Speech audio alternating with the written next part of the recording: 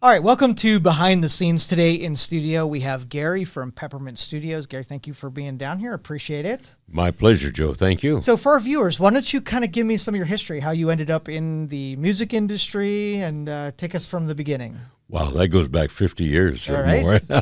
So I'll try to give you the Reader's Digest version of this. I ended up in Youngstown because I was involved in radio. That was my major at Ohio University. That radio voice, I love it. Thank you, Joe. And so I came to Youngstown and working in radio, and immediately I noticed that there was a lot of musical talent in this area. And part of my radio background was recording radio programs, music programs, and I thought, well, I want to continue working in the recording business if I can. So as fate would have it, there was a studio here in town called Wham Records, and I started working part-time for them and continued on even while I was in the service.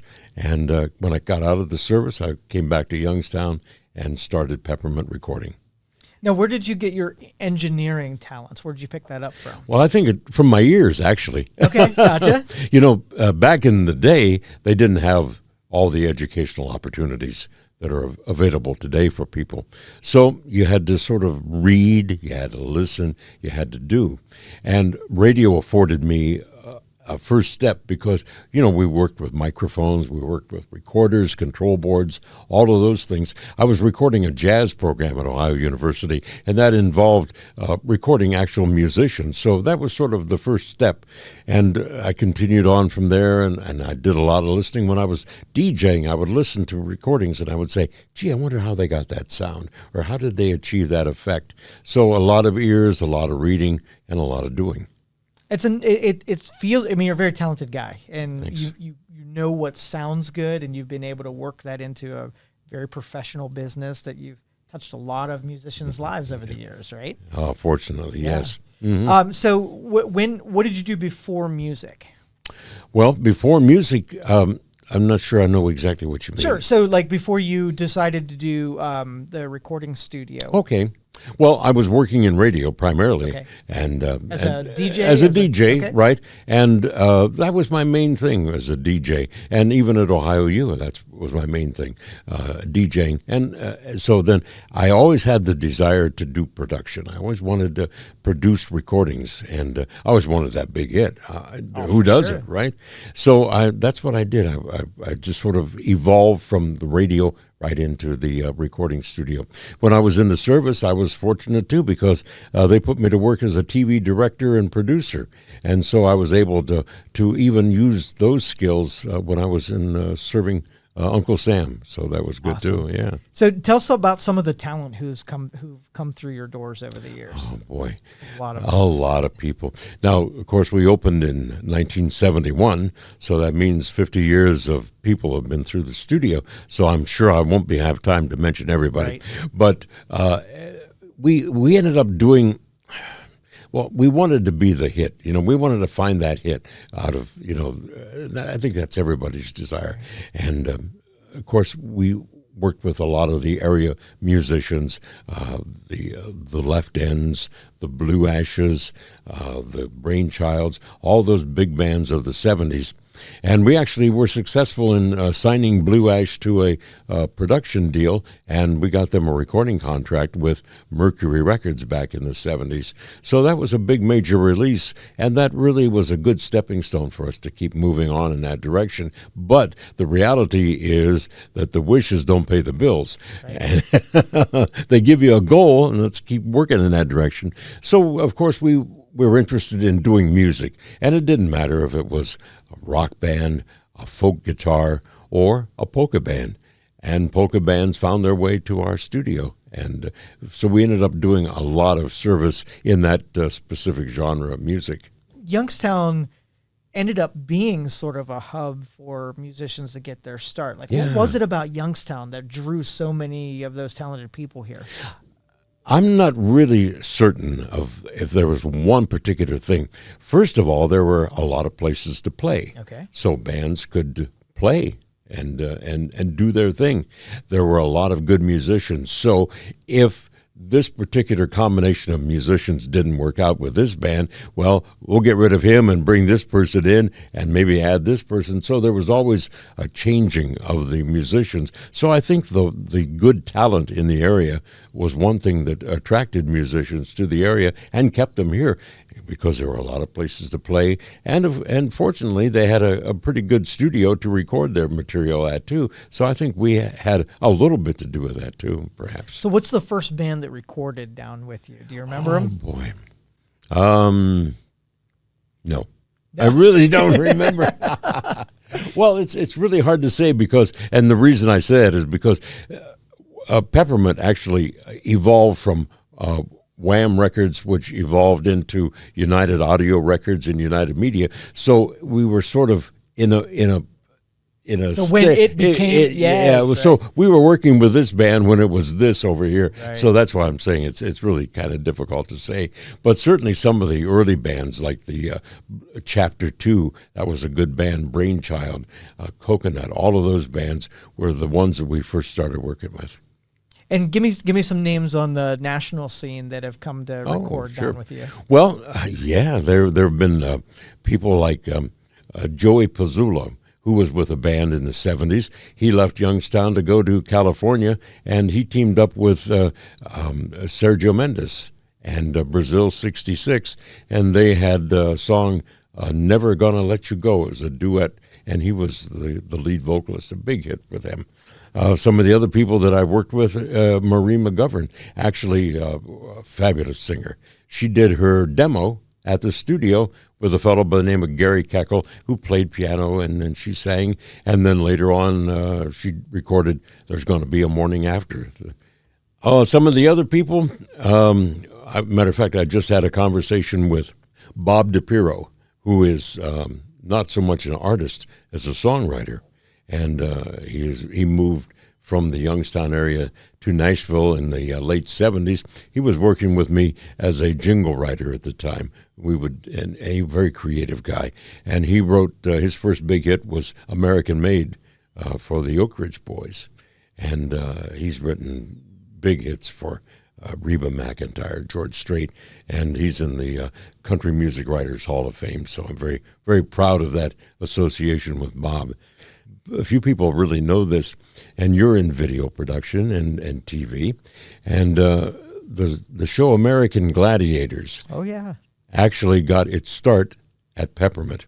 Did it really? A fellow who Johnny Ferraro was his name, and he was a singer. I think he did Johnny Holiday. He went out on stage as Johnny Holiday, but he had this idea for a film called The American Gladiators, and he didn't have a visual treatment for it, but he had an audio script. So he brought it in, and I narrated it, and we put this music to it, and he used that as his presentation, and as fate would have it, it never became a movie, but it became a TV show. Totally pitched at Peppermint. I love it. It's great. This episode was brought to you by Youngstown Computer, the Valley's technology company. We appreciate the loyalty and all you have shown us over the years, and it's our promise to serve all the technology needs of the Valley. Call 330-259-7278. We have both home and business services available. Everything from repair, installations, and new equipment. You can improve your Wi-Fi and have technology serve you better. Call 330-259-7278. Or you can schedule your appointment right now on youngstowncomputer.com and look for the red Book Now button. So with all of the new digital and the new modern stuff, do you have a preference when on analog and some of the older equipment versus the sound versus digital? I think it's a nice combination of both. If you can select pieces of gear that work to your favor and you feel comfortable with, then you got to blend them all together. I think, everybody, and we do. We spent a month recording on analog tape on the 24 track, and that's fine. But boy, you sure miss the convenience of digital because everything is just right there. And so if you can combine them, I think it's okay. I like my control board is all tube preamps. It's funny because when I bought them, transistors were on the way in, solid state was on its way in, and now it's come all the way back around again. And so I think that's good. Certain microphones I prefer, but I enjoy working in the digital format as well, too. Well, I've watched you work a control board when someone was performing, and you are so fluent at moving around that board, and I can tell you're tuned into the sound, and you're just working your equipment. I'm just so blown away with your method. Oh, thank you. It just comes from, it's like anybody who is, and pardon for, I don't mean to call myself an artist, but anybody that's an artist with whatever instrument they're using, whether it's a guitar or whether it's a camera or whether it's a machine lathe, as long as you know how to play your instrument, That's right. You're halfway there. So I know a lot of artists birth out of this area. Do you get a lot of folks that come in and say, I'm going to record a demo here with Peppermint and send it out to the world? Do you still get those? Oh, yeah, we still get that. And that whole scene has changed so much with what's available to people now. But yes, we do. And we get the phone calls. Say, how much does it cost to make a record, or to record, And it's always the same question is like, how much does it cost to build a house? I don't know. It depends on what do you want, And but we still get that. And we see that happen. We did that back in the 70s, we would, and the 80s, we would do a demo and send it out, and hopefully somebody would call. There you go. Yeah. All right, let's watch our video here. Okay. And if you see something notable, feel free to let us know what we're seeing. Okay. This place looks familiar. I've seen this before. You've been there before. Right.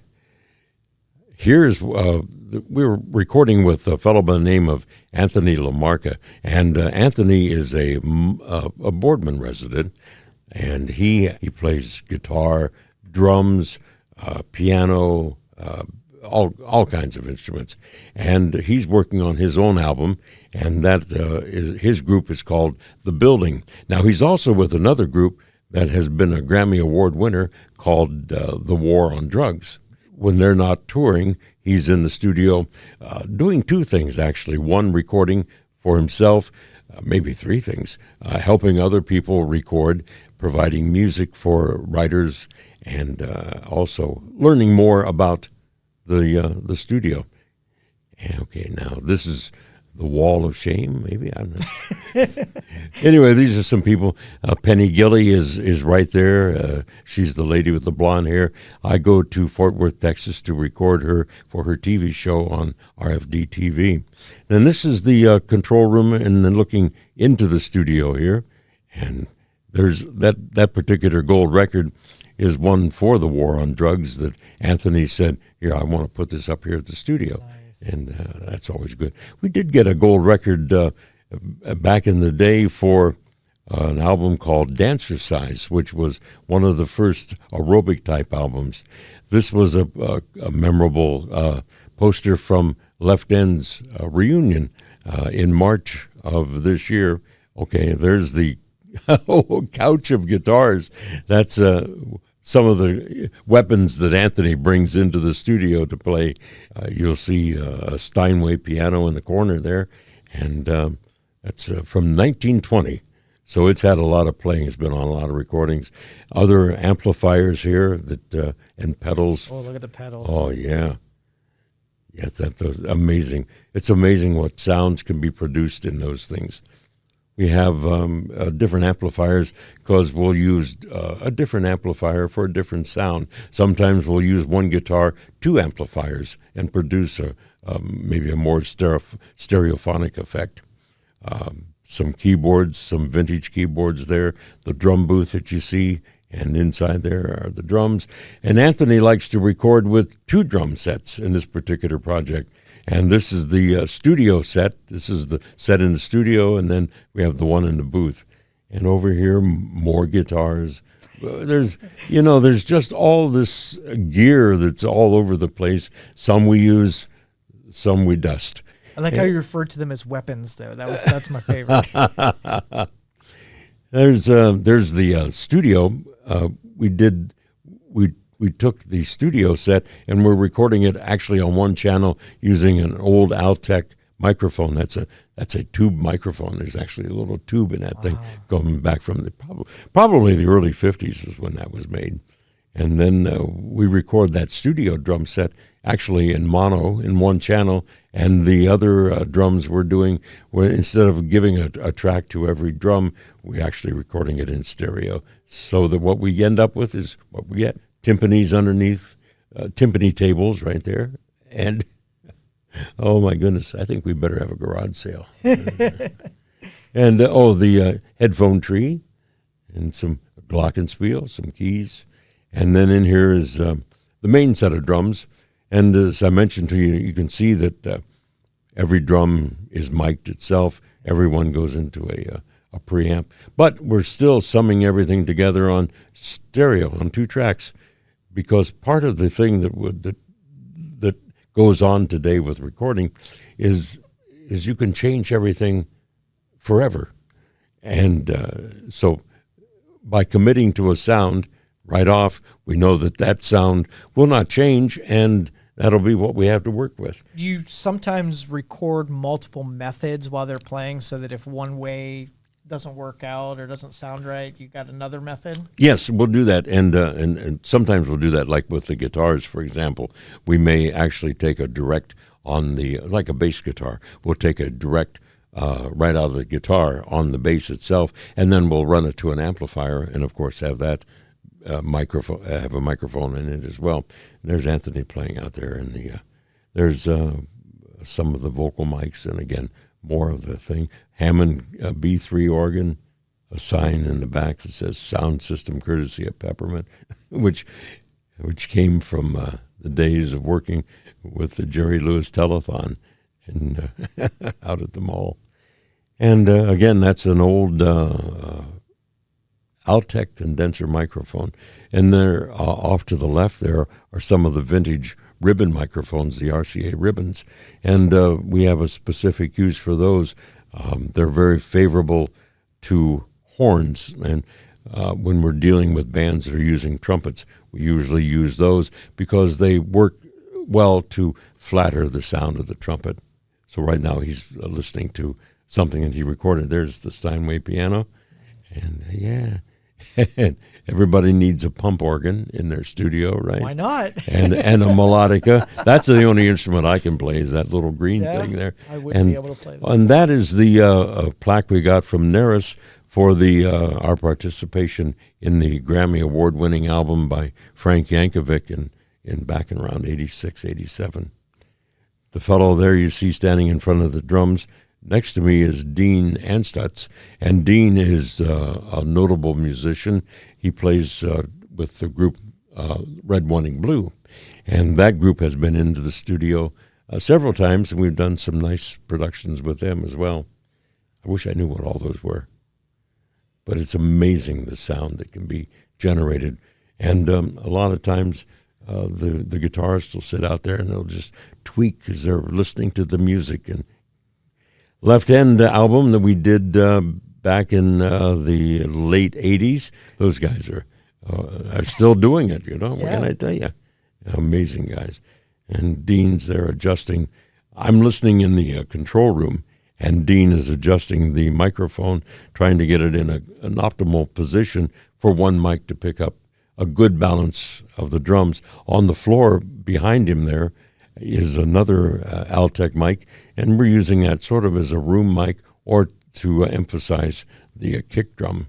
You'll see a lot of Crown Royal bags there. Yeah. Just spares, right? It was fun collecting them.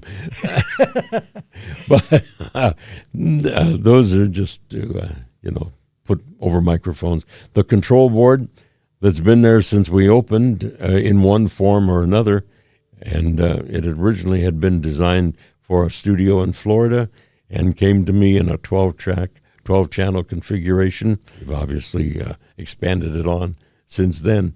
In the back there, behind there, is a 2-inch machine with all the meters showing, and we're actually recording on that for his session. Then we're outputting it directly to a digital recorder, we can do two things. We can transfer the recording right to digital, or we can actually record digitally as we're recording on the analog tape and have both the pre and post tape kind of sound going. And we have all kinds of microphones. And part of the fun of it, too, is when you have a variety of microphones to choose from, you can you can try different ones. Molly B there with her trumpet, great artist. Angelo Barbero, the voice of Sinatra from Youngstown. The Vindies, of course. And they're going to be coming back into the studio to do some more recording. Nice. Some old tapes, the old ADAT tapes that we used at one time. There it is, the Scully. That's been with me for a number of years.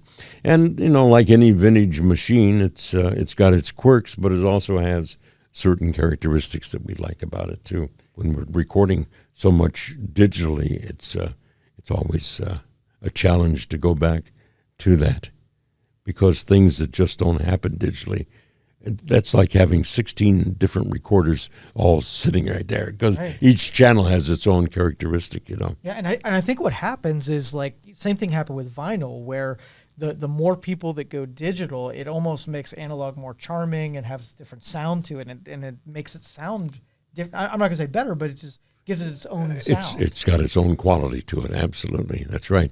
It's interesting how it's all come around again, And I think a lot of that has to do with the convenience that we got with the MP3 format, streaming and all of that, and the emphasis on how everything had to be compressed and had to be the loudest. And then when you went back and you listened to recordings which were available on vinyl that weren't done that way, they would be played back on usually speakers and stereo systems that were better because they had a turntable originally. Exactly. And so they sounded different, and I think that's helped to generate a lot of interest in vinyl again. We're releasing some of our vintage material on vinyl. We have a couple albums. One was by Phil Kagi and Glass Harp. And also we put together a collection of recordings called Rat Race, and has bands like Human Beings, some of the Iron Knowledge, some of those bands. So, and they're on vinyl as well. This episode was brought to you by Youngstown Computer, the Valley's technology company. We appreciate the loyalty and all you have shown us over the years, and it's our promise to serve all the technology needs of the Valley. Call 330-259-7278. We have both home and business services available. Everything from repair, installations, and new equipment. You can improve your Wi-Fi and have technology serve you better. Call 330-259-7278. Or you can schedule your appointment right now on youngstowncomputer.com and look for the red Book Now button. So you mentioned polka earlier. Now, I know we have a very, ethnically diverse population here, and sure, probably a lot of the old country type of stuff. Where'd you get started in polka? Well, actually, at the age of 4. You say, what are you talking about? Well, when I was young, I grew up in Worcester, Ohio, at a radio station there, and you could, for a couple of dollars, go in and record an acetate, which was a record. And my mom took my brother and I into there, and the first song I recorded singing with her accompaniment was "She's Too Fat for Me" polka. That was the end of my singing career, thank goodness. But little did I know how important, or how that would be a sort of a prophecy as to where I would end up with the music. But polka just was part of it was actually part of the legacy of Wham Records, of United Media, and then on into Peppermint. And a lot of the people that I worked with when I was working with United Media and United Audio and Wham just kept on going. He said, okay, so now you have Peppermint, so we're going to record with you because we recorded with you back there. And Peppermint is, world famous. Musicians just know where you are on the map. We're fortunate. And so who's been through your doors lately? Who've you seen? Who's recorded? Well, of course, Anthony has been in there. Right. Well, I'll tell you, one of the things that we've been doing locally is working with the Penn, Ohio Polka Pals. Now, they're an organization of polka bands, and they decided last year that they were going to record another album, and we put this together, and each of the bands come in and record one or two songs, and this album actually received the International Style Album of the Year award by the International Polka Association. So we're very, very proud of that. People like Walter Ostanek from Canada comes down. He is a 3-time Grammy Award winner. Joey Miskulin was in. He is with a group called The Riders in the Sky, and a very successful Western style band. All right, let's talk about the services that you offer. So if someone's listening and they might need something that you guys could do over there, let's kind of describe what the menu is. Okay. Well, of course, audio recording, that's one of the things we do, and we'll help you from whatever level you're at. If you are just beginning and want to come in and sing to a music track or sing to yourself playing guitar, we can do that. We're interested in, of course, music and helping people achieve what they want to do musically. And of course, if you have a band like Red, White, Blue, or we're available to them. The Vindies, always had a great rapport with Jackie and the guys there. And so I hope I'm not letting this out the bag, but they're planning to come in and do some Christmas songs, nice. Which is nice. Cool. And matter of fact, I worked with Jackie many, many years ago when she opened for Angelo Barbero at Stambaugh Auditorium, and she was singing the Great American Songbook at the time. And she's just amazing with her versatility and her voice, and how at a very young age at that time, she just had that audience right in the palm of her hands. Amazing. We have people that bring us reel-to-reels to say, we recorded this back then, but we want this digitized. So we can do that too. We do some of that for people that have home recordings, even 8-tracks and cassettes and so forth. So we can do that. We can offer, musicians, in case they have written some songs and they don't know how to perform them or they need help musically, well, we can hook them up with the right people. And of course, we do manufacturing of media also. Like, we still do CDs, and those are still selling, like even in the polka market. It's amazing. So very nice. Yeah. All right, well, why don't you tell our viewers where to find you, how to get a hold of you? Okay, sure. Well, it's Peppermint Recording, Peppermint Studios. It's Peppermint, and it's at 803 East Indianola Avenue in Youngstown. And the phone number is 330-783-2222. And the email is info, at peppermintrecords.com. Beautiful. Thank you, Gary. I appreciate you coming in. Joe, my pleasure. Thank you for having me. I appreciate it, sir.